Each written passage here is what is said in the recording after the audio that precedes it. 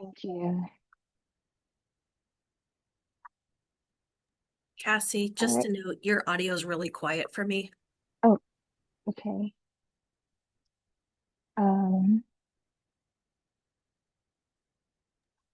I don't know if you have a speaker you can lean into, oh, but just letting you okay. know. I will speak loudly. All right. Thank you for flagging that for me, Sarah. All right, everyone, welcome to the third Rules Advisory Committee for the Healthcare Market Oversight Program. Next slide, please. A few meeting logistics for today. This meeting is being recorded, and the recording will be posted online on our rules website. Closed captioning is available, so please be mindful whenever you're speaking of the speed so that the transcription can be correct. Please raise your hand if you'd like to provide a comment, and then we will unmute you. And in the meantime, please remain muted if you are not speaking. Next slide, please. So agenda for today, we will have public comment around 2:05 p.m. We'll do a review of the racial equity impact statement and the fiscal impact statement. We will continue discussing proposed rule changes, and then we'll go over wrap up and next step. For attendance, I believe the chat is working today. Please enter your name in the chat. And if there's any technical assistance request, please send a direct message in the chat to Lauren Neely. Next slide, please. So tentative rulemaking timeline. So we had our first and second RAC meetings in 2025 in November and December. We are on our third and final RAC meeting today. The rules hearing, it could be tentative March. April will be our last day for public comment, and rules effective date will be around May.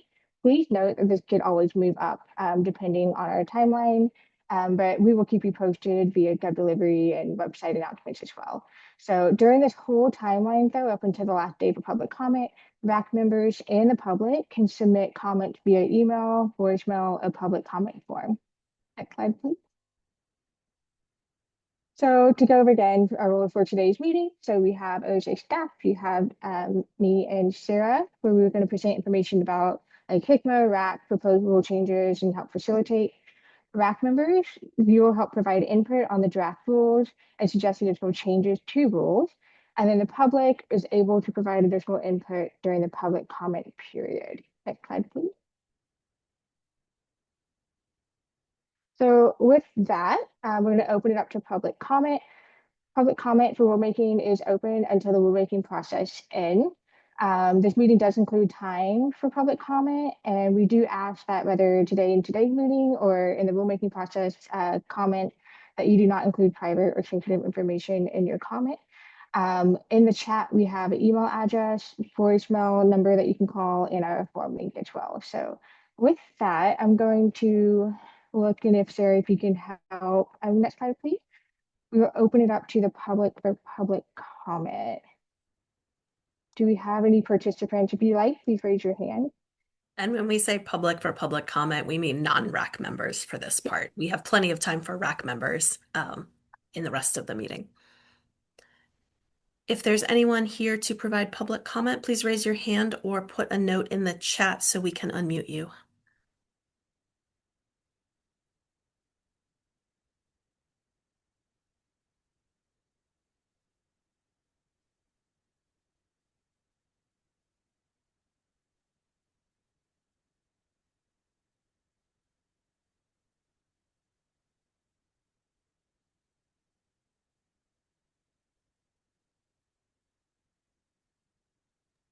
I'm not seeing anything, Cassie, but let's give it one more minute before we yeah, move on. sounds good.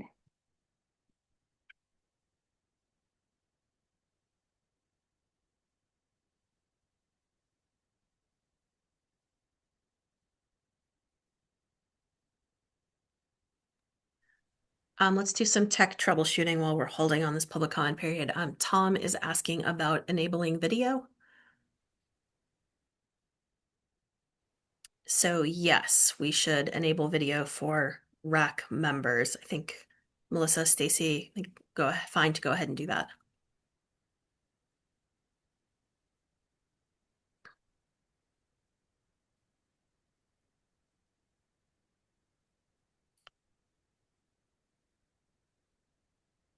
All right, welcome. Nice to see your faces.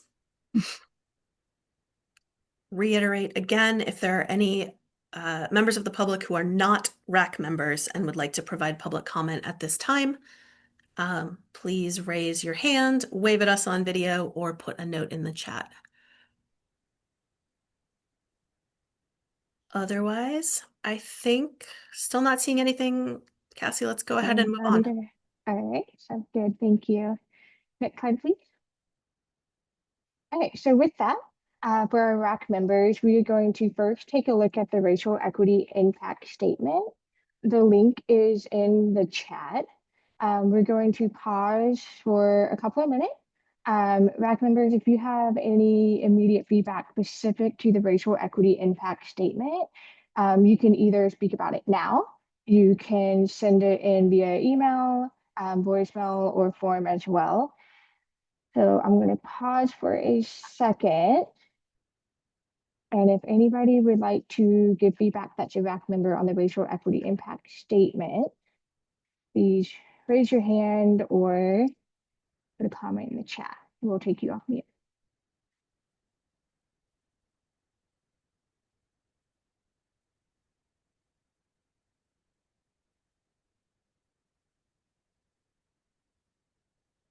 And Cassie, I think you said this, but just for the record again, can we remind everybody what our requested deadline for written comments? Yes, it is this Friday. I do have a slide coming up about that, and I will send out an email reminder as well. But this Friday will be our deadline for written comment. So that being said, if we don't have anyone with immediate comments right now, please go back and reread the racial equity impact statement in the financial statement and provide those comments if you would like to by Friday. Next slide, please. So the statement of need and Oh, sorry, hold on, Cassie.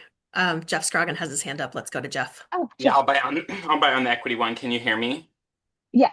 I would just say that y'all did provide justification or a tweak to the equity definition, and that seems like it would apply directly to what this is asking for. So making your justification of why you kind of neutered the policy board's definition because of that DOJ guidance or something seems like it would fit within the scope of what this document is trying to capture. Thank you. And then Tom? Okay, let's see here. I like to see myself.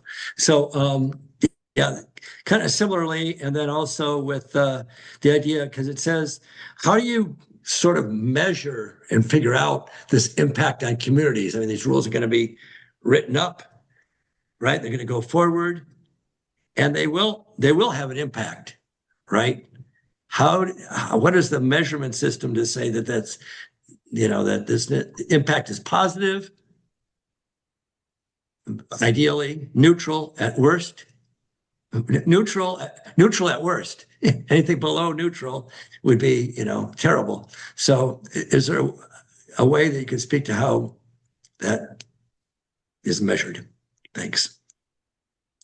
Thank you.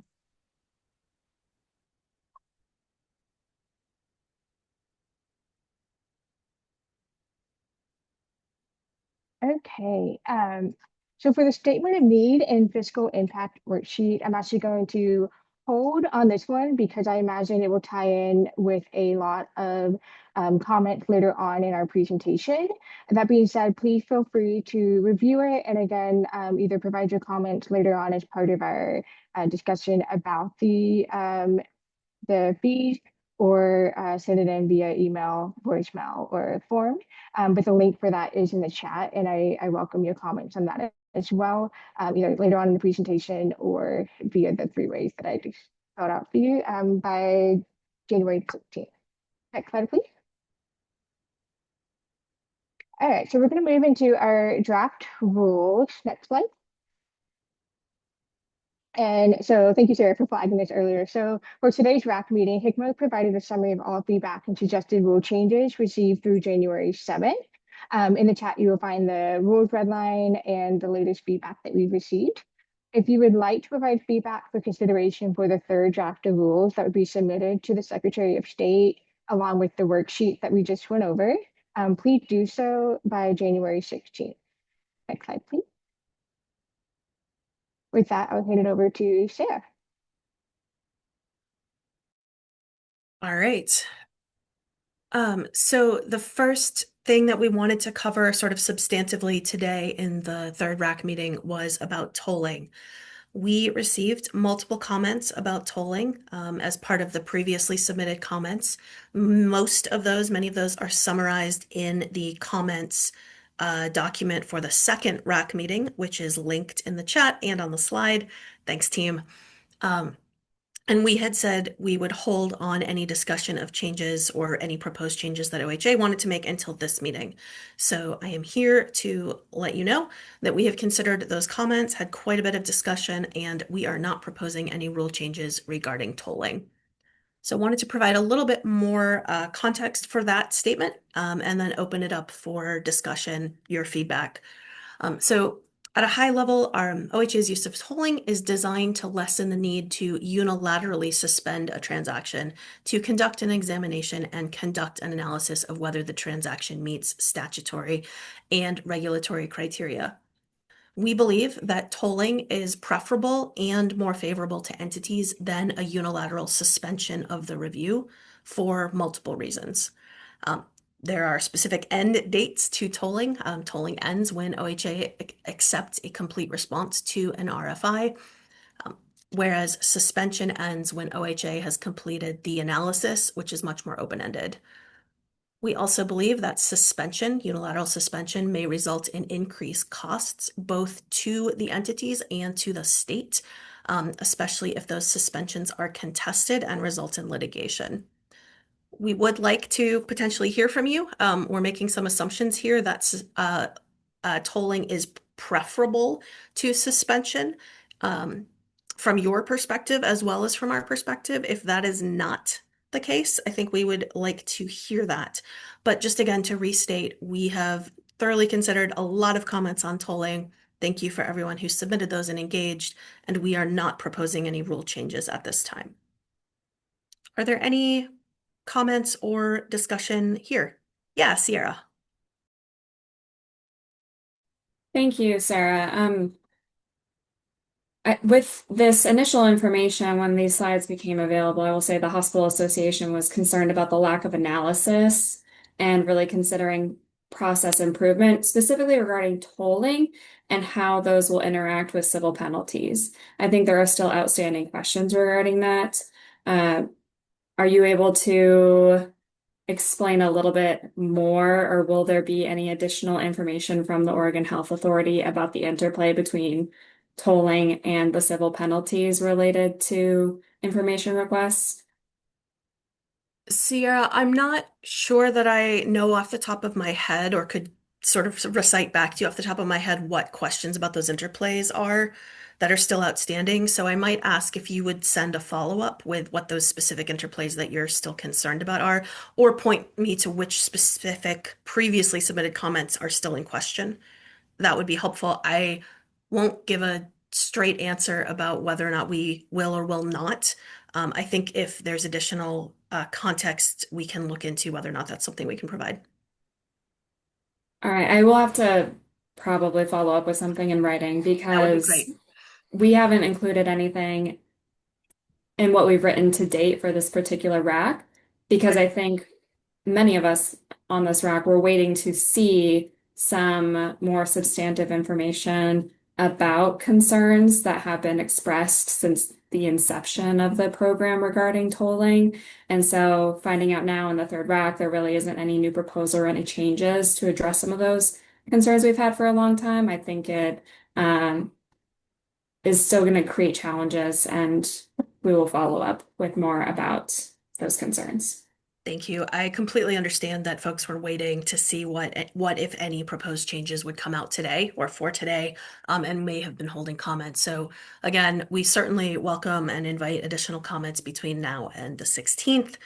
Those comments would inform any third draft of the rules. And if there are specific questions here, I really want to make sure we understand what those concerns are. I think if the concerns are where tolling an entity fails to respond and then there's a civil penalty. I'm assuming that that's maybe the linkage that you're looking at, but again, would really appreciate that in writing. Jeff. I'm really confused and really want to give the benefit of the doubt. Really appreciate all the work that everyone's done in this space in the program. You ended the last meeting telling me there will almost certainly be a proposal. That was your last words on the matter. In the meeting, you kind of told us to, I felt like you were kind of saying, back off, I am trying to be collaborative. I'm going to have something for you. You can see it says in my document to be determined or pending. And you kind of shut down any real conversation about it in that space. And then you have almost, doesn't appear that you've done any consideration of any of the substantive ideas we've proposed. It seems like this is a sham process, Sarah, honestly. Like the way that you haven't shared anything that you thought about in any meaningful way. There's no transparency on the agency side. It seems like you're using the timeline punitively to not share information and still roll out your fees and the new civil penalties, which no one suggested. The things that you have changed since the first RAC were suggestions that you suggested. There's been a lack of public comment from the community that's impacted by all of this throughout the process in the RAC. And I really question the process behind all this. It doesn't seem like you actually, doesn't seem like you want to be collaborative or have any advisory input, period, or that there's anybody driving these changes, like that the program should sustain itself and you're writing that into rules. Nobody's suggesting these things except y'all. So then when you repeal a little bit of them back, you say you're being collaborative, but these are your suggestions for more regulation rather than addressing any of the substantive problems it feels like a lot of us are trying to bring forward for real conversation. Thank you for sharing, Jeff. I think in response, I would just note that in an attempt to provide some more space to make sure that we were hearing concerns, hearing feedback from entities, the community, the public that are interested in this, we did agree to hold a third RAC meeting, which we are assuming that today's discussion is primarily focused on tolling and the new fee schedule because we wanted to make sure there was adequate time for that. Understand that you and others might be frustrated, and acknowledge your comment. Are there any other folks? I'm not seeing any other hands that would like to speak at this time around tolling.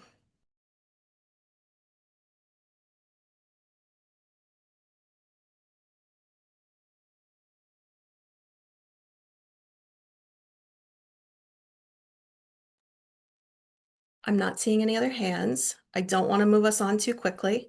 Oh, okay, Jeff again. Hold on a sec, we'll unmute you. I just don't know. I will not keep talking to you about it because I'm not sure it's a good use of your time based on how you guys have moved forward with this. It seems like you're going to move through your fees and civil penalties regardless of what the conversation is in this RAC. So I want to say I appreciate you having a third RAC, but only if there's actually a chance to do something meaningful in a genuinely collaborative way. And I'm not sure that you guys are here for the collaborative nature. Based on what you put forward, you have one line about how it's unilateral, but it's unilateral the way you do it now. The entities have to do what you say in the tolling, otherwise you'll stop the whole transaction. So it feels like a bit of a logic loop in one sentence, not like here are some proposals we considered, or thank you for your proposals. Here's some deep dives into why they might not work. Just kind of some, yeah. So I don't know that it's helpful for me to keep talking about tolling or that anybody will, because I'm not sure that this is a collaborative process where you're really looking for information based on how it's gone. Sierra?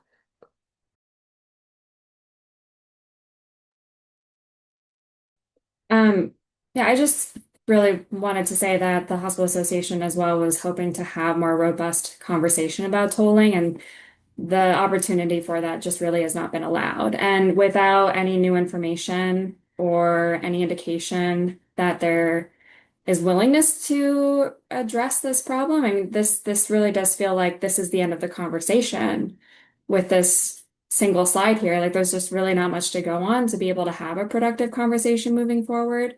So it does feel like an empty offering, really, on this third RAC.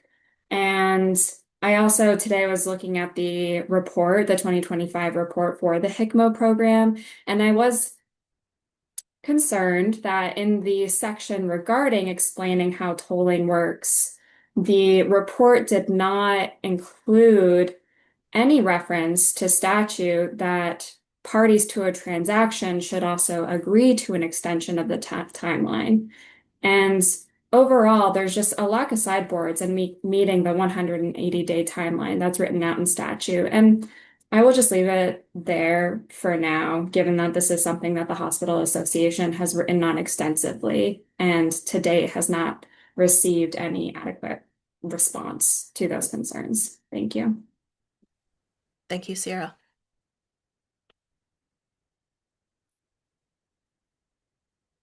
Tom, hold on a sec. We'll unmute you. Thank you very much for your time. Again, the third opportunity here. I think I'm thinking about an overall emphasis on issues of tolling and or the fees and all that stuff that we have, local community-based needs that go on that might, have to do with these mergers and the acquisitions and all this stuff. Then we have the background of private equity and the behemoths like United Healthcare that in spite of the size of, let's say, Kaiser or gone down to Providence or, OHSU is even maybe a smaller entity, that this system is structured so that we build on our community and not in terms of the finances and, any of these problems that come up in terms of an organization like United Healthcare are nothing in compared to their worldwide coming into this space, particularly in Oregon. And so as we think about the opportunity that's needed to retain our local community operations and those that are being attacked from the outside, now is the opportunity to make sure that private equity and the giant multi-billions dollar organizations can step into this space. So that's just a general comment. And I don't know what the fair amounts are. I'm not the financial analyst, but we have to look forward to what we call an equitable treatment of the entities based on community versus the outside private equity. And I'll just call it United Healthcare. They're still in the news. They haven't gone away. Thank you, Tom. I also see a comment from James in the chat. Thank you, James. Are there other comments here? Any RAC members that would like to speak and have not?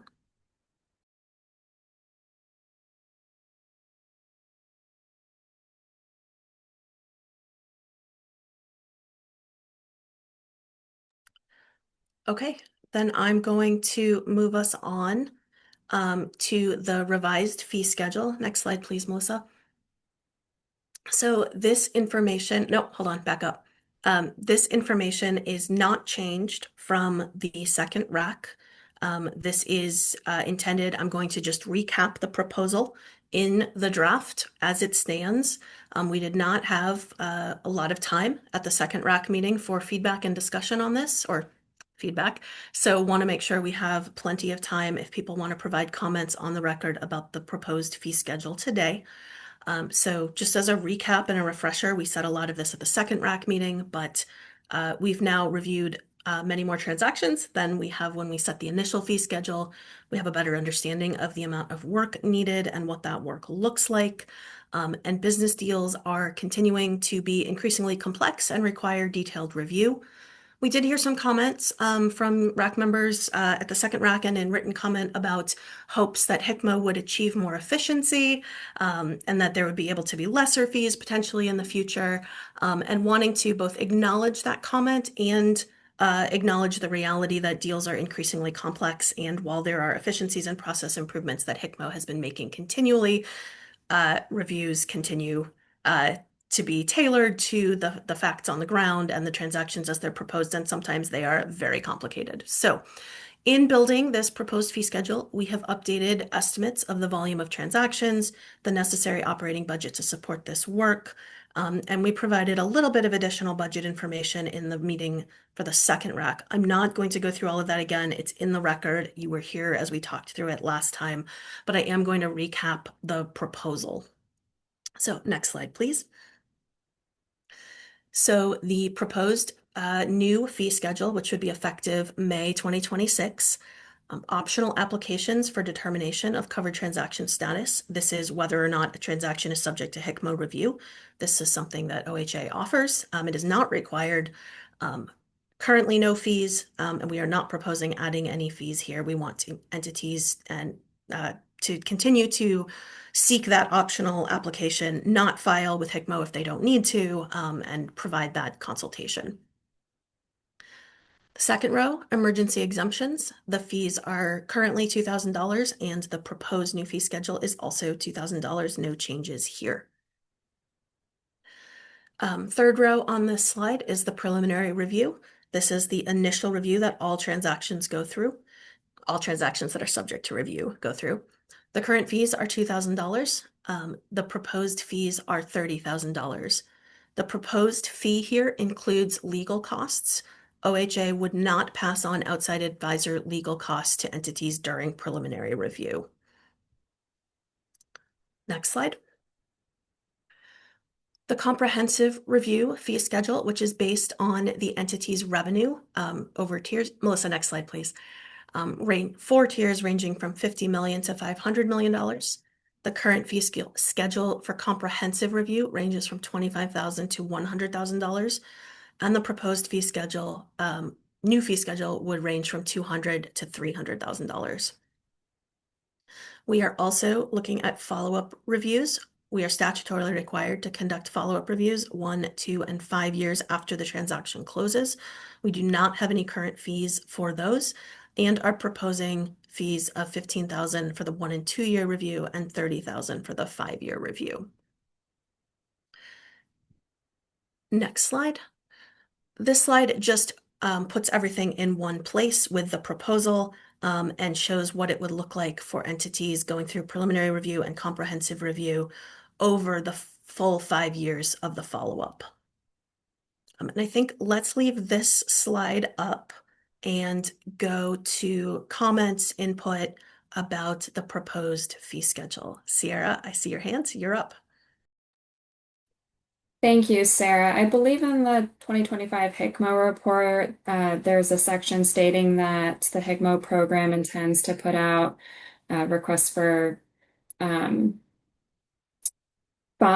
economic advisors to retain in 2026. That seems like it will come with increased costs to the program. And so with that in mind, I was just really wondering if you could go back to what you were speaking with at the beginning of this section, and can you provide any examples of the efficiencies or process improvements that you were alluding to and any cost containment strategies, particularly for outside advisors?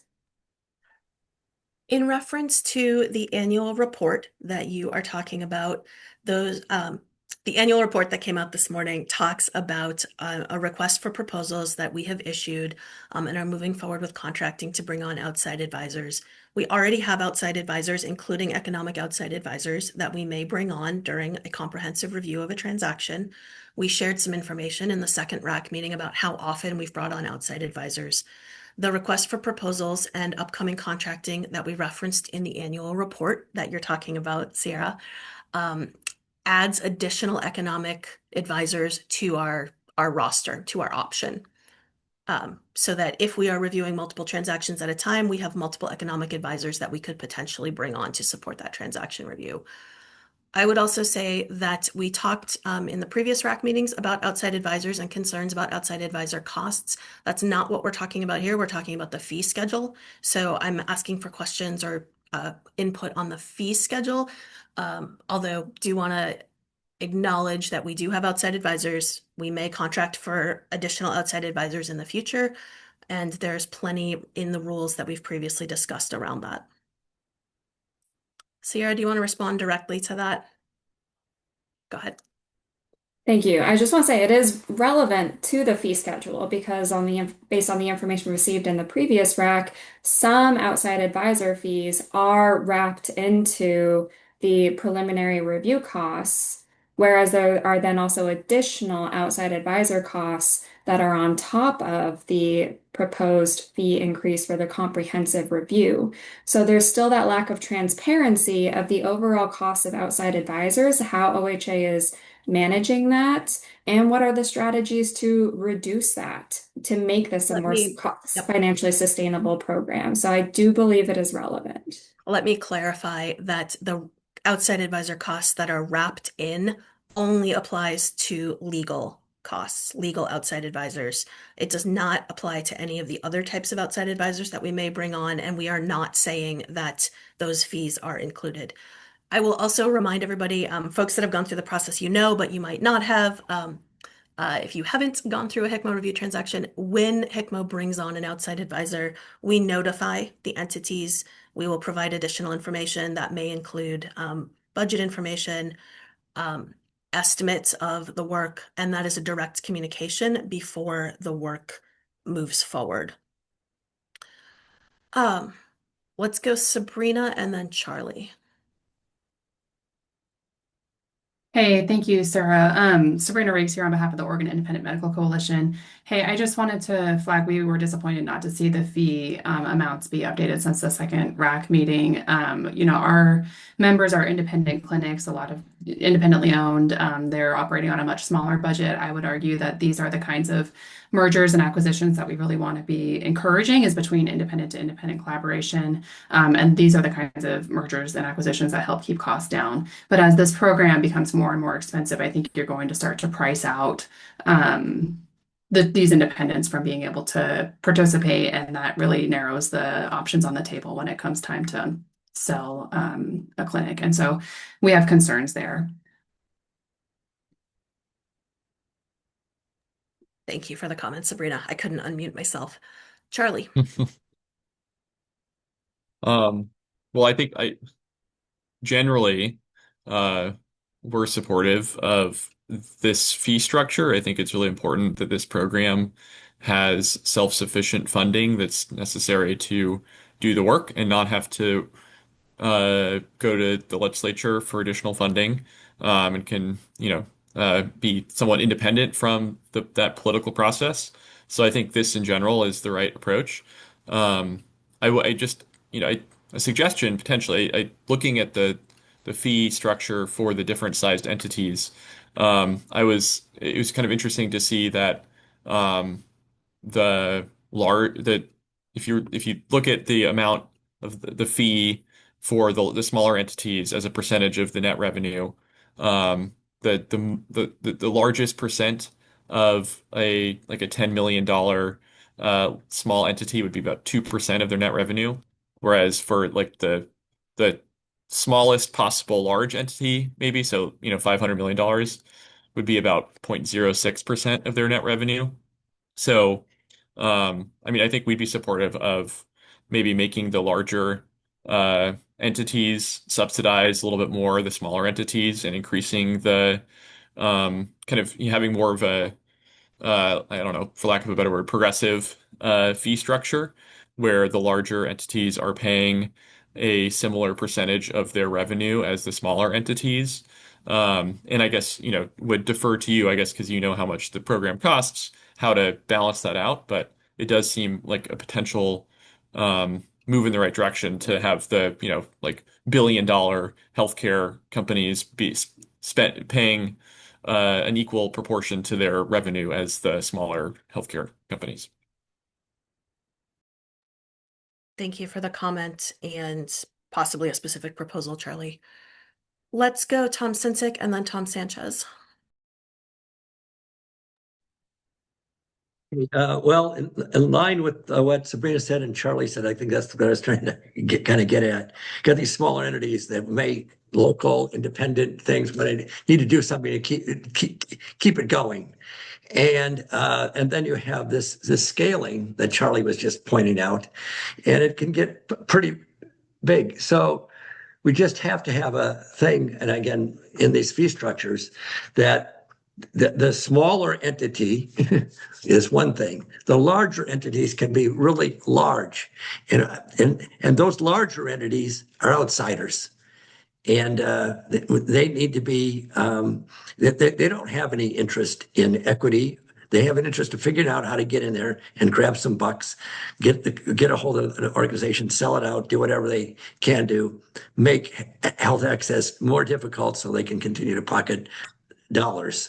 So, so I'm just going to go along with what Charlie said. We just need something that says, it really points this out and allows the independent ones that Sabrina was talking about to do what they need to do in order to continue to serve Oregonians. Thank you.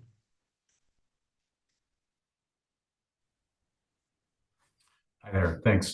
Thank you. Tom Sanchez, CEO for the Oregon Clinic here, representing one of those independent physician-governed organizations here in Portland. And I think my comments are related to the fees, but I think it's all really tied up in kind of the whole process. And as an organization that has gone through two of these recently, one of which is still pending, there are significant challenges. And I'll just say for all of us, but from my experience around independent healthcare, revenue is not profit. And I think that is a significant challenge in healthcare, especially in Oregon right now. So that's something that I think the administrative burden now coupled with this really significant increase in fees is going to have an unintended consequence. So does that mean that practices will just close their doors? I think that is not the intention of this legislation. That would certainly have an impact on access and total cost of care in our community. So yeah, I think from my perspective, speaking for the Oregon Clinic, these fees are prohibitive and will really disincentivize what I believe the intention of this whole thing is to begin with. And that is for us to collaborate and to deliver good quality, high value care in our communities. Thank you. Thank you, Tom. Okay, let's go to Mark and then James. Thanks, Sarah. Mark Bonanno with the Oregon Medical Association. We work closely with employed physicians and PAs and those in their own independent practices, as well as work closely with their medical practices, like the Oregon Clinic here in Oregon. It's been a busy week where a lot of us are trying to support the democratic process in Salem. So now we've got to take time for a RAC. We're going to submit written comment because of that. I'd only just wanted to add a couple comments on the fee schedule here. We're concerned about a potential misunderstanding in this process between net patient revenue and net income. And I think Mr. Sanchez spoke to that a little bit. We know our clinics in Oregon haven't recovered from the pandemic. And they are still struggling financially. So while a smaller clinic may meet the threshold for this program, there may not be enough funds to support going through a transaction to try and retain the local control of that clinic here in Oregon. So they might have to forego the transaction, and this could further drive more out-of-state interest in buying up clinics for pennies on the dollar here. And I think that was part of the intent of the legislation, was to try and help retain local control here in Oregon. The fee schedule just really kind of probably puts a nail in the coffin on that. I think the other thing too, and I want to echo what Tom Sinsick said, if this is about private equity, if this is about large, corporations coming into Oregon, maybe we need to rethink the program. And is there likely a different way to do this? I think there probably is. But what we're seeing here, we have some concerns. We'll put those in writing for you. We think this could drive local clinics further toward sort of out-of-state management. So thanks for your time on this. Thanks, Mark. Really appreciate anything in writing as well as taking the time for the RAC meeting today. I know it's legislative days. James? Hey, thanks, Sarah. James Powell with Salem Health. Appreciate the opportunity for comment. I just have 2 points on the fee structure proposal. First one, maybe for levity, there's a certain amount of irony that I think OHA's view is this is what it costs us to perform these reviews, so we need to generate these fees to cover those costs. As a provider that serves Medicaid population, Medicare population, our revenues never actually cover the cost of providing the service. So I would say to OHA, welcome to healthcare. You're in a club that frequently doesn't get reimbursed the cost of what it costs to perform the service. But my second point is, it seems like the fees, and there's been discussion about large entities. To Tom's point, the entities that are going to be paying these fees potentially are not outsiders necessarily. We have healthcare systems in Oregon that will definitely be paying those larger fees. And as a not-for-profit provider, just as a reminder maybe to OHA in the group, whilst we're a large organization, we are a community asset. So every dollar that's spent in fees is dollars that will not be spent in healthcare, either directly through salaries of the staff that we have, or through, if you don't generate a profit because of these fees, profit in the not-for-profit healthcare, another word for it is capital and equipment fund.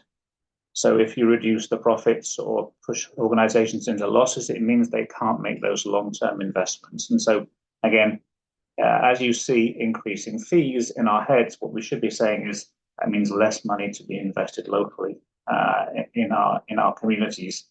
These fees won't stop larger providers like us coming in and rescuing distressed providers in our community.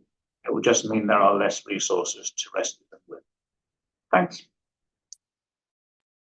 Thanks, James. And I appreciate the levity. I think we shared this in the second RAC when we recapped the original fee development. We absolutely knew that the initial fee schedule would come nowhere near covering the costs, and that's been very much the reality that we're in. So appreciate that and appreciate the provider perspective on that as well. I do want to ask, though, I think I hear the concerns. We knew that there were concerns about this, and I'm wondering if RAC members have thoughts either today or in writing about, I want to say almost a philosophical approach or a framework. Would it be preferable to have a fee schedule that says most organizations go through a preliminary review only, the preliminary review fee should be lower? If there's a comprehensive review and the fewer situations that there's a comprehensive review, those costs should be higher and will sort of carry the burden, I think, as one of you said. Is that a preferable approach? I think going back to the Charlie's comment about the percent of revenue, would it make sense if the fee schedule in the comprehensive review was more normalized based on the size of the entity as a percent of revenue? I'm curious if RAC members have any guiding thoughts rather than necessarily dollar amounts, but more structurally, what would an improved fee schedule look like from your perspective? Tom Sanchez, please. Thanks, Sarah. I'm not sure I have the answer necessarily to that, but one of my comments that I didn't make earlier was around this preliminary review to the comprehensive process. And when you enter into that preliminary review, you have no idea if you're going to go into a comprehensive review or not. So I think if the preliminary review fees were lower, and then the organization got thrown into the comprehensive review, then most organizations, ours, would abandon that process at that point because it's way too prohibitive, and there's been no entity that has been successful through a comprehensive review. So I'm not sure why anybody would put themselves through that in the current state. So yeah, I mean, having gone through it, I don't. The risk of having to go into a comprehensive review and paying these fees is so significant that I think for us, we would not go forward. So anyway, I don't think that answered your question, but I wanted to tie that back to the unknown of having to go into the comprehensive review when you start the process to begin with. Yeah, thanks, Tom. And just for maybe some context for the group, because I am not assuming that everyone has read the annual report that came out this morning. We've had a little over 50 transactions that are filed, public review has started and have gone through the process. Of those, 6 have gone to comprehensive review. And to your point, of those 6, none have completed a comprehensive review. We've had 4 withdrawals, and 2 comprehensive reviews are in progress. So I think it is fair to say that no comprehensive reviews have been completed. That is a factually true statement, but it is also equally fair to say that OHA has not yet disapproved any transactions. Okay, I see Jeff and then Tom Sinsick and then Charlie. I know this might be a little bit meta, but they effectively have by the tolling. Like you didn't mention in all of your facts that you've told each comprehensive review substantively. Like the way that you're using the tolling punitively on all transactions to go to comprehensive review has functionally meant that they all have unending timelines. And for business, that just doesn't work. There can't be unending timelines for financial transactions. There needs to be certainty in the market. So the 180 days that is in statute that's been blown past and it's not really central to the transaction or a guidepost that any lawyers or businesses can go off of means that functionally, even though you haven't legally, you're right, Sarah, they've been withdrawn, functionally, you found a way to make sure nobody can get through comprehensive review. The problem with the fee structure, and this kind of conversation is emblematic of it, this wasn't a really engaging process. You didn't share this for the first RAC. You shared it with the minimum amount of time for the second RAC. And then in this third RAC, you verbally asked us for feedback. Like, that's actually not how engagement goes or collaboration when you're generally interested in getting collaboration. Like, give us time to put together some ideas in response to this, and we could have done it. But the way you've shared the information makes me really curious about the intent for collaboration. I think also tying these to the civil fight fees, which also process-wise was weird, that was not shared in the first RAC. It was not at anybody's suggestion, then it was put out in the second RAC. So how did the civil penalties combine with these fees to make them a double tap effectively? And knowing that makes it harder to wrap your head around the fees alone, because it seems like that's not just fees. Actually, the major substantive changes of this RAC are going to be, these giant fee increases and the punitive powers for civil penalties. And so how those two interact would be helpful in trying to be responsive to your question about what a fee schedule looks like. Thanks, Jeff. Tom Sinsick? Thank you. I want to reflect on something that was said. Revenue is not profit. I like that. It was good that was brought up. And because the money is going back into community and taking care of patients, that's one thing.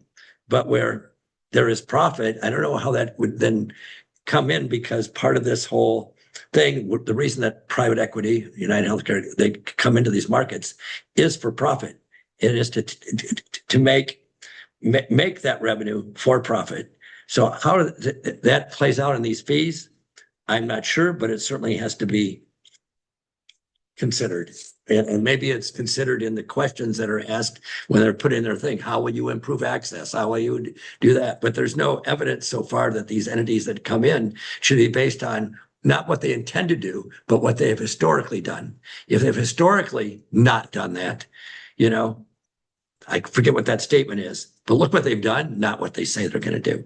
And I think that those questions that come in the review process, I know that's not part of this, but it does play into the idea of this imbalance about the local independence and the potential of, I'm sorry, we can do nothing but sell out. So thank you. Thanks, Tom. Charlie?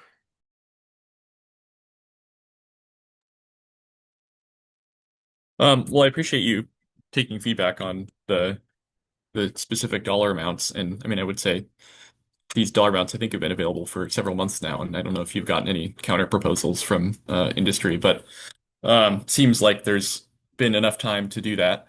I think we would certainly be open. Two things. I think, first of all, the fundamental thing is to make sure that the program has the money it needs to do its job. And so I think that is the preface to any suggestion that we would make is that is what the fees are for.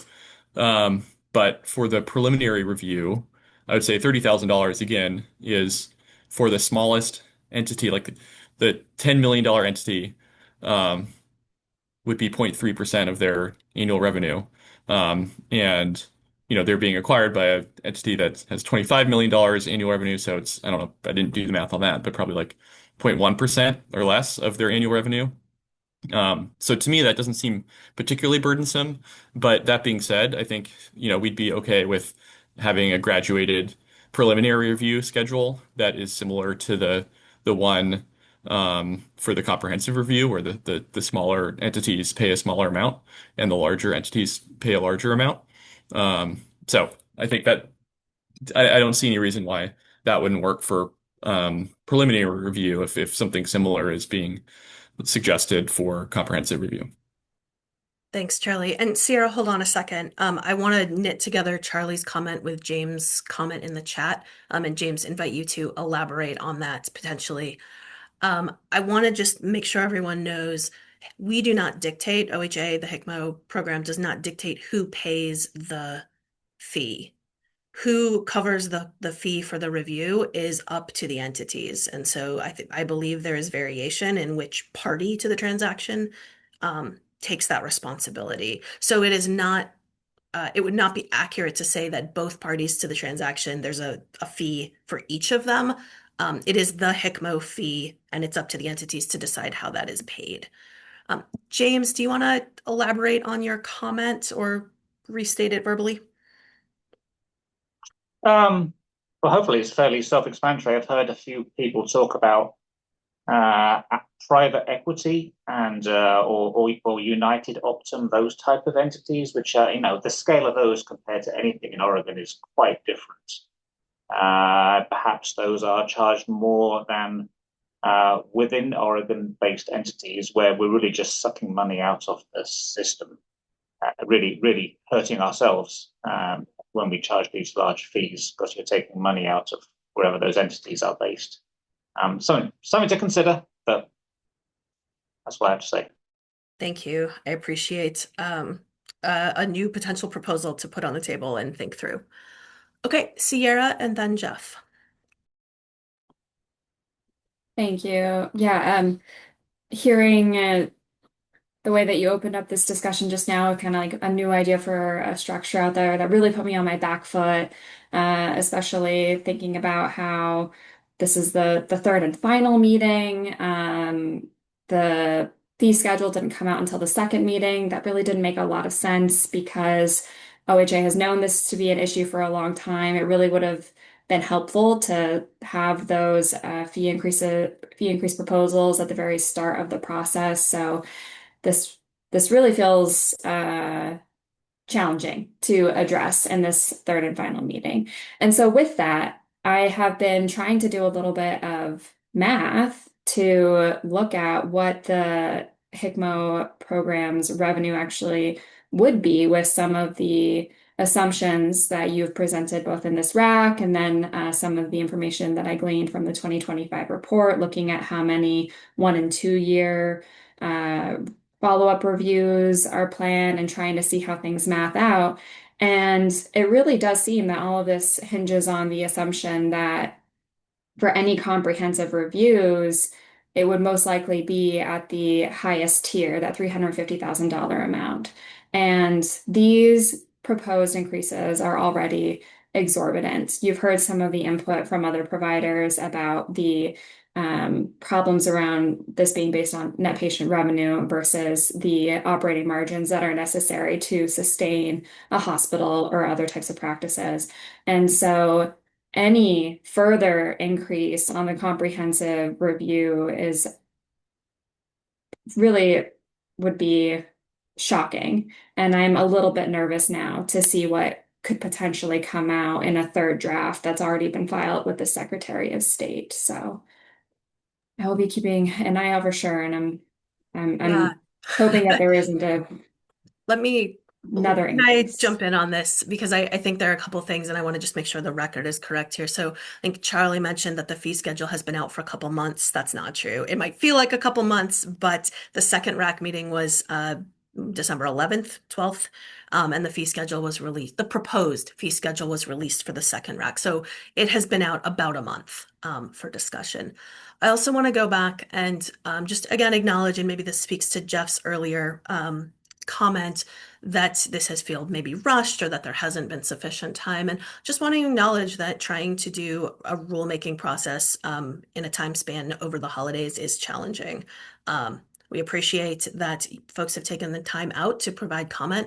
We've been soliciting public input and feedback on the rules and the program since September when we did a couple of listening sessions. We've engaged with the policy board. So this conversation has been happening for a while. I understand that RAC members might not feel like that has happened with you in the RAC, and I will acknowledge that. And I also will acknowledge that it is hard to do this over the holidays, and that has led to some timing. Sure, in an ideal world, would we have released the proposed fee schedule and very full red lines with no additional changes for RAC 1? Sure, I would have loved that. Unfortunately, that's not what we were able to do. These proposed fee schedules, the red line has been out since mid-December. It's been about a month. I hear you, Sierra, on concerns that there'll be additional changes with no time for input. Again, really want to ask if folks have things you want us to consider. If there are other things that you think we should be taking into account, we really want to make space for that today, so that we can go back, reflect on any comments that we get in writing between now and the end of the week, and think about what, if anything, should be changed or proposed in that third and final draft, which again, process check, will be submitted to the Secretary of State, but there is still public comment process and rules hearing process following that. Jeff, you took your hand down. Did you still want to say anything here? Sure. Thank you, Sarah. I do think that you have told us to make comment by January 16th and then schedule this RAC for when it is and all the other RACs for when they are. You have determined the agendas for all of them. There has been no like when shall we do this or when works. This is all at OHA's discretion when this RAC happens, who attends, when the meetings are, what the materials for consideration are, what red lines we look at, and when the fee schedule is released. So it doesn't make sense inside of the timing for this process for us to have made a comment. And when you consider the other comments we've made that are substantive resulted in the last slide where you had one reductive logic sentence about why you can't think about it anymore. Like it does seem like you guys are going to pass fees regardless of what's said in these meetings. And this is a bit of window dressing so that you can say you held a third RAC. I'll talk to my folks about submitting something specific, but I think it goes back to something you've heard me say from the first RAC and in our first comment about accountability for the program, oversight for the outcomes, like all comprehensive reviews have been told extensively, even though the statute says 180 days is the goal. Where do we have the oversight and accountability for the program outcomes? That report that you published today was written by you guys and nobody else. Like there's not any place. And so that leaves us really concerned about the fees and where we go to have the conversation, program oversight and accountability, and like I mentioned earlier, how this interacts with the new civil penalties that you're also giving to yourself. Thanks, Jeff. Mark. Yeah, thanks, Sarah. I just want to make sure I understand what we're talking about here. I mean, we value the Rules Advisory Committee process across all the agencies that we interact with. Normally, we're focused on, the rulemaking, trying to make the rules as best they can be. Sometimes there's sort of policy things within that get pretty complicated. And I want to go back to a couple earlier comments. I mean, yes, the rules have been out and we've been aware of the fee schedule, but are you looking now for potential creative ideas here about the program? Because we can throw a lot of good creative ideas your way, but is that what you're asking for? Or are you still wanting us to focus just on the rule language itself? I'm just trying to get a little bit of clarity because, there was a comment earlier. We're glad to put a lot of creative ideas on the table if that would make it, if that would make a difference, if that would help.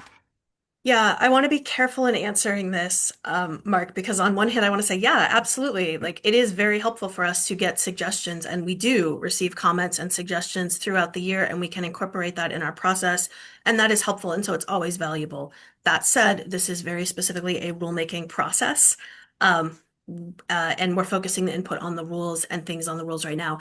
And I will say that throughout this process, over the last 6 months, a lot of the comments that we've received are things that require statutory change.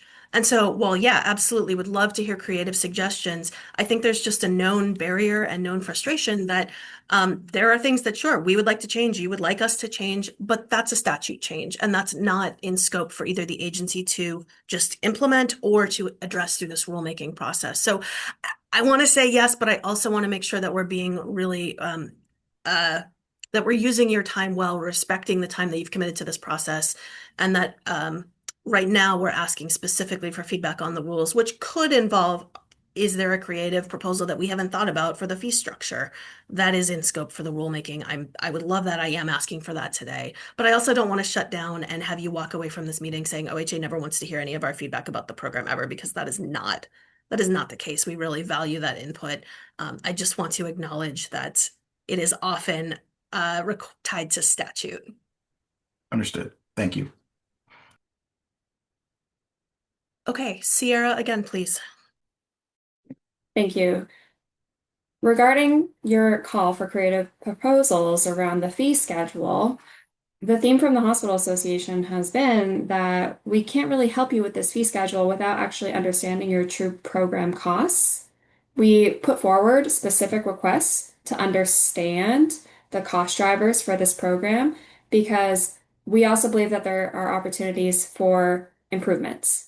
And I, earlier in this meeting, asked if you could provide some examples that you had alluded to around efficiencies and process improvements, and asked if there were any cost containment strategies as part of that.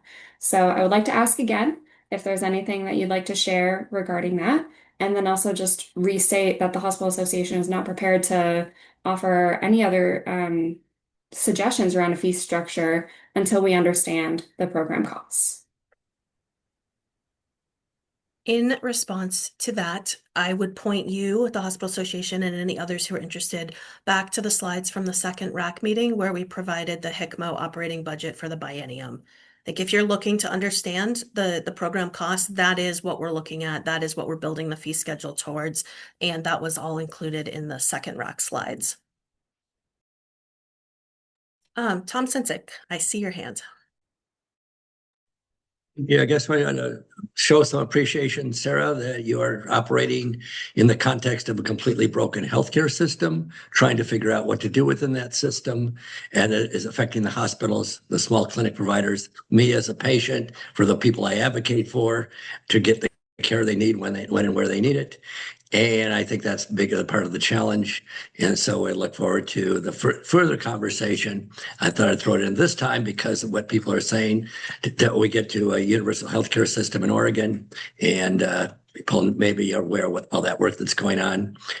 But in the meantime, I know you're operating within a broken system trying to fix something, and there probably isn't a right answer.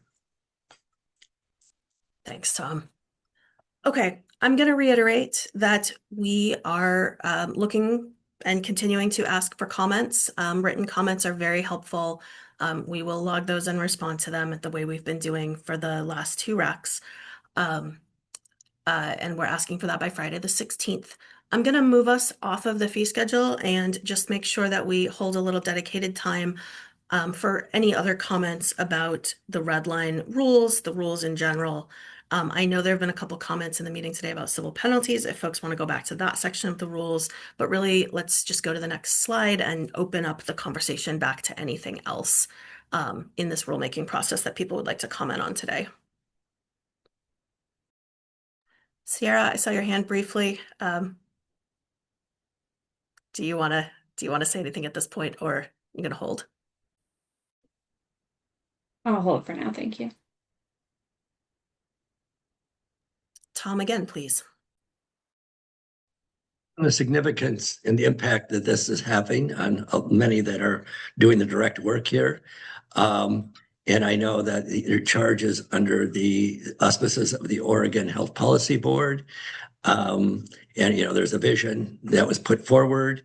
It seems to me that this document should go back to the Oregon Health Policy Board for a look prior to going to the Secretary of State to see if this document matches their vision, that they should do an analysis on that. So I don't think it's a step in the process, but I think it needs to be. Thank you very much. Thanks, Tom. Charlie. Well, sorry to bring up a previous point, but I think I kind of missed the ball on it and wanted to just provide our comment for the record on the tolling discussion. And I mean, I guess from our perspective, it seems pretty reasonable that OHA would press pause on the count, like the timer when they're waiting for information from an entity that's going through the process. It's hard for me to really think of any alternative to that. I mean, you could imagine if like it had to be done by a certain date. And I guess I don't know what would happen after that date if you could imagine an entity just taking as long as they wanted to try to make the program not achieve its goals. So just wanted to kind of state publicly on the record our support for the tolling provisions and allowing OHA to press pause when needed in the specific circumstances as it's outlined when they're waiting for responses from the entities that have voluntarily chosen to merge and therefore are going through the program. Thanks for the comment, Charlie. Jeff, please. Is Katie a RAC member? This is the second time she's had questions, and I want to make sure she's getting her questions addressed. Yes and yes. Great.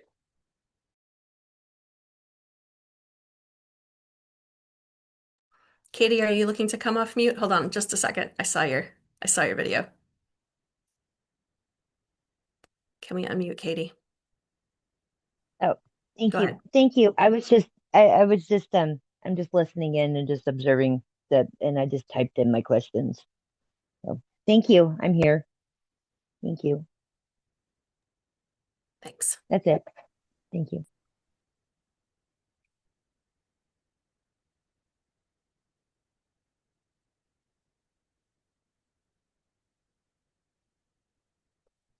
Tom, again, please. You have made and documented the need for statutory changes, but I think, again, for simplicity, maybe going forward, is there a way that you could extract those ones and just put them into a sort of a separate list of items that could say, here's the ones that would require statutory changes? That would be extremely helpful as we move the work forward. Thank you very much. Tom, I actually get to answer this question. If you look at the comment document from the second RAC meeting, there is a field that says response or notes, and there's a specific tag for every comment or suggestion made that requires a statutory change. That would require me to sort the list. Yes, sorry about that, but it does exist in writing.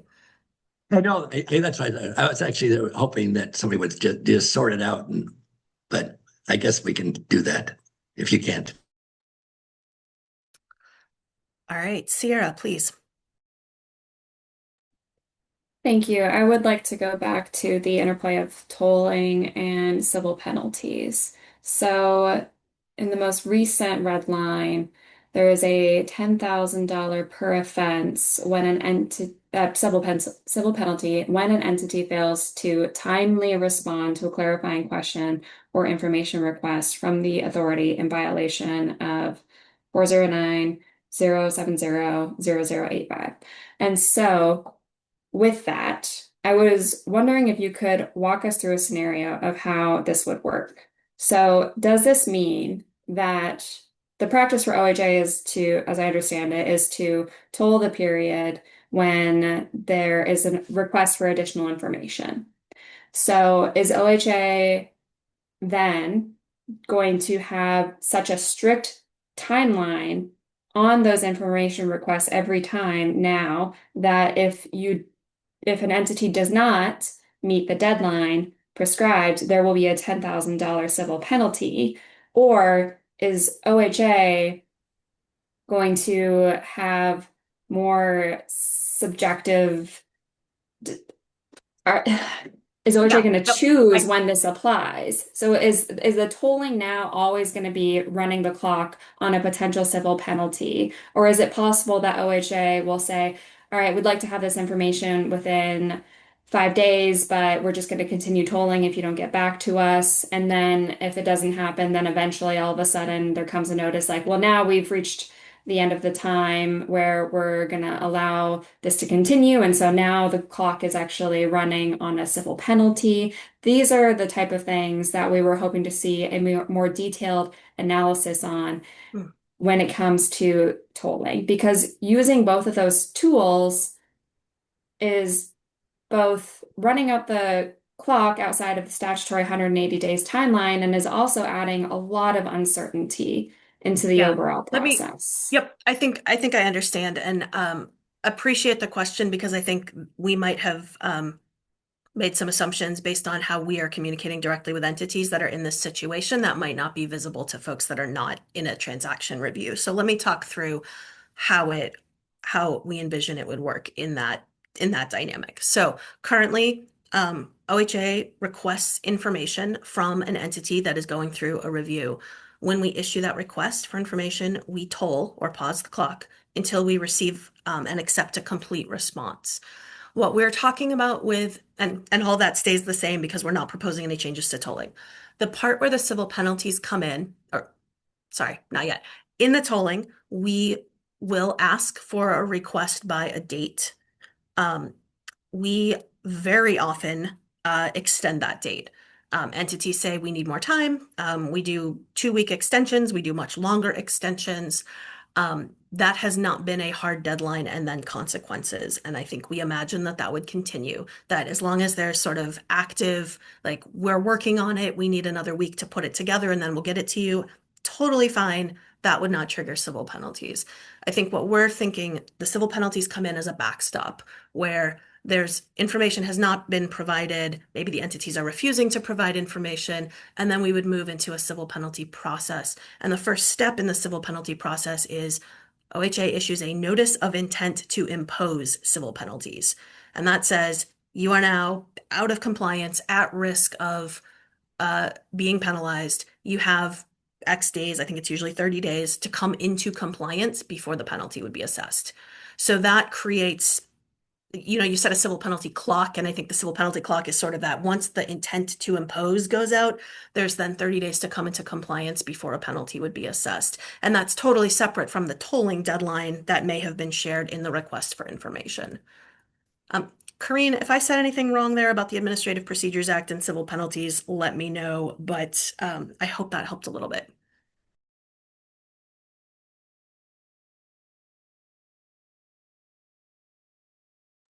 Okay, Corine's not jumping in to kick me. So Sierra, did that help explain at all? Thank you for that explanation. It does help some. I think then that our underlying concern is that because tolling already exists, the ultimate goal for any entity going through this process is to get through it, to reach a final decision. And OHA will not provide a final decision unless they have received all the information that the agency needs to evaluate the transaction. So the ultimate penalty is just not getting through the process or having an adverse decision. And so it still seems unnecessary and punitive, and like there is still room for uncertainty and when an entity is at risk of getting it out of compliance and reaching the point where civil penalties might apply, and the overall impact on the timeline. I think our fundamental concerns around this issue remain, but that explanation was helpful. Thank you. Okay. I want to propose kind of a hypothetical, and then I want to move because I see Jeff and Charlie's hands. But I think understanding your, I think I understand your concern. I think I understand the point you're making, right? Entities want to get through the transaction. I think one of the things that we have kept in mind is we don't actually want to necessarily just say, yep, you didn't respond to an RFI. It's been months. We're going to just disapprove the transaction. That potentially opens litigation and contesting and fees for everybody involved that we don't need to incur. And then potentially it makes the entity start over. If that transaction is really a transaction that they want to continue, that we're talking about refiling and starting the review process over. I think we have been operating, and I make some assumptions here, that it is preferable to have some of these things like civil penalties while the review is still active, before we have to go and just say, yep, you didn't respond, review's over, denied. I think we're trying to preserve some flexibility here with this, but I'm interested in continuing to understand concerns that you're raising. Okay, Jeff. Yeah, I think that I can't help bite on that a little bit, Sarah, and then I'll go to my comment. I don't think you do understand the concerns that we're raising as it relates to tolling, because the way that the agency just abrogates its role as that kind of referee in the process and instead just uses tolling ad nauseum. I heard Charlie's comment. There's no end to the tolling. Nobody ever knows when the tolling will stop. So you can never ever make a decision or get to an end. Like Sarah was just saying, do they want to get to an end? And I'm saying, Sarah, maybe actually some entities might just like a straight up and down. It might be preferable to just get a no rather than the slow tolling forever that strangles them all out. And I think that's kind of the agency's responsibility as the referee to just take the hit and say, you know what, we don't think it's in people's interest. We think the law is on our side. We're disapproving this comprehensive transaction, rather than toll them ad nauseum until both entities and the agency feel comfortable with whatever the result is. So I would push back and say maybe that actually is something that we need to have a larger conversation about or consider. And then back to the civil penalties, I was going to ask, given the lack of engagement by impacted folks, I know Charlie's here, but we heard no public comment, continue to hear little public comment.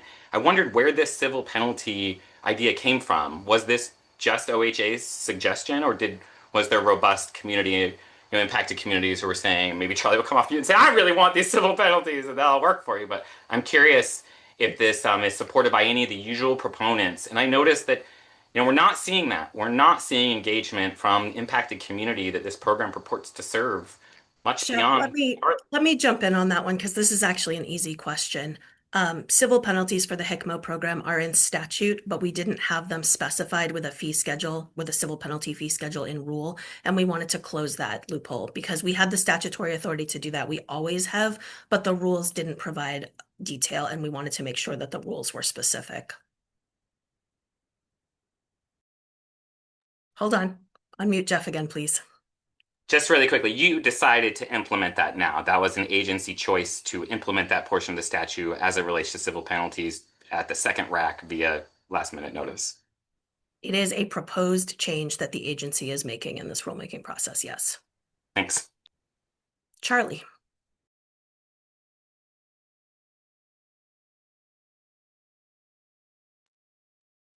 Well, I think I was going to say something similar to what you said, Sarah. Again, not being an entity that is going through going through the process, it does seem like a disapproval would be like a stronger or bigger stick than a $10,000 fine. And so I think that it's good to have graduated punishments as there are also graduated fees. So it sounds reasonable to me. I just can't help but respond to the question about the public input. I mean, I don't think it's very reasonable to expect that a regular person would have the time or knowledge to engage in like a pretty wonky RAC process like this one. And we attempt to be the representative for regular people in Oregon. So I think it's kind of inherent in the process that we're not going to get a lot of engagement from just a person who isn't directly really knowledgeable about the issue. And we have tens of thousands of members across the state who are all in support of doing something about the high cost of healthcare. And this is one very important program that is intended to do that. Thanks, Charlie. Other comments? I'm not seeing any other hands. Other comments, other feedback, input on the proposed red line rules or other sections of the HCMO rules for discussion today?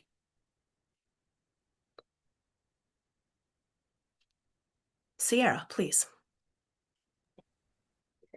Thank you. I mean, I would just like to make clear that I've asked twice for information about anything that the HCMO program may have done regarding process improvement, efficiencies, cost containment strategies, and you've not answered that question twice.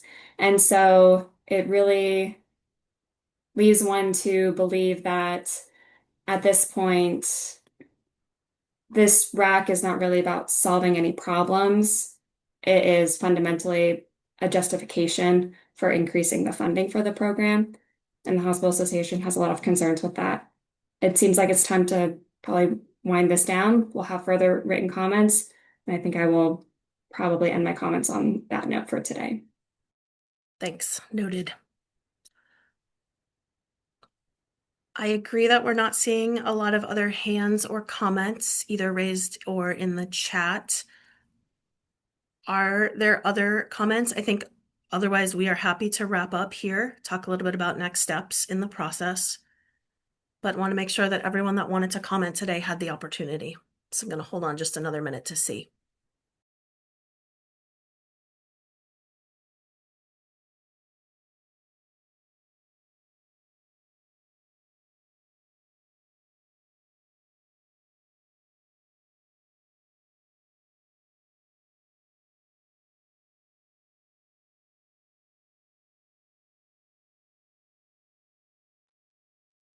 All right. I am not seeing anything else. Cassie, do you want to wrap us up or do you want me to? We can go to the next slide, please. Okay, next slide, please. All right, so for more information, we have our HCMO website, and again, HCMO rules. This is where you're going to find a recording of this video, and you can always contact us via email. Next slide, please. Thank you so much for your engagement in this process. We've been working on this since early September, like Sarah said, through our interactions with the Oregon Health Policy Board listening session, and engagement through our email forms and voicemail. I just really appreciate your feedback. Next slide, please. All right, that wraps up today's meeting. As a reminder, please send any comments that you would like for us to review by Friday the 16th for the third draft that will be submitted to the Secretary of State. Please note that's not the final draft. We will have a rules hearing and additional public comment available as well. And then the final draft will be submitted to the Secretary of State. And thank you guys so much for participating today. Have a good day. Thank you, everybody.